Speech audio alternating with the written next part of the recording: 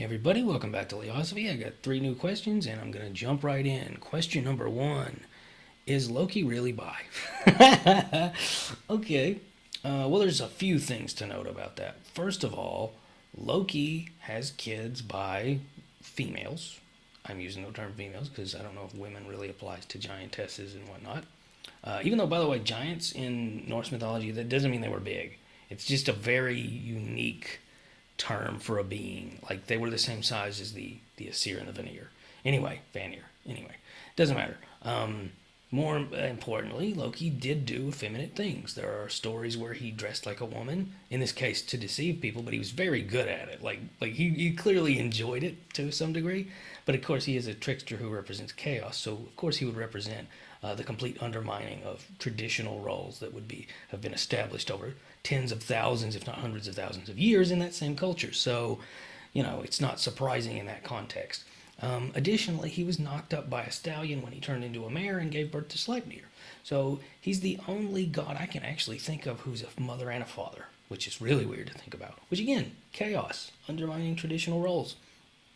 But what's important is 2 things. First of all, he represents chaos and trying to apply modern pseudo neo Marxist terminology and global homo terminology to a being that was revered long before that terminology came about is kind of silly.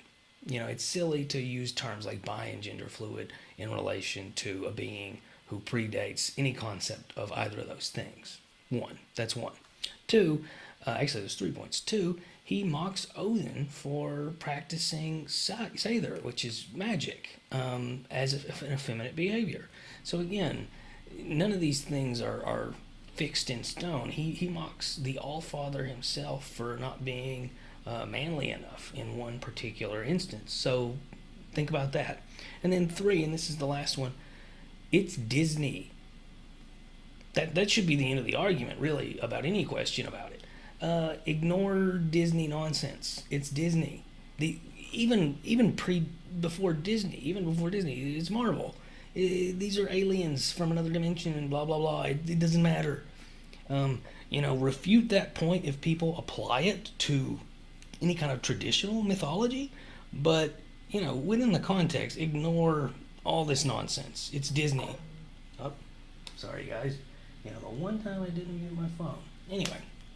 So, I hope that answers it. Again, it's Disney. Who cares? It's not really mythology. It's Disney. Let's see. Next question. Are there any treatments, natural treatments, like herbs for depression? Does that Iceman stuff work? I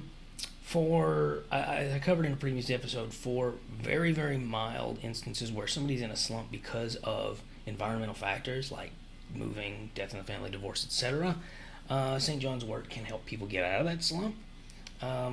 The Iceman stuff absolutely does work. It does raise tests. It does raise endorphins. It does raise serotonin and dopamine and all that. It reduces cortisol in the long run. It causes an instant spike when it happens. So there are actually a lot of good things about cold therapy, cryotherapy, Iceman stuff, Wim Hof breathing methods, and all that. They're absolutely do work for certain things. That being said, and here's my little disclaimer, if you think that you are suffering from clinical depression, which can be characterized by an absence of significant amount, rather, let's call it inactivity. Let's call it inactivity of certain receptors, namely serotonin.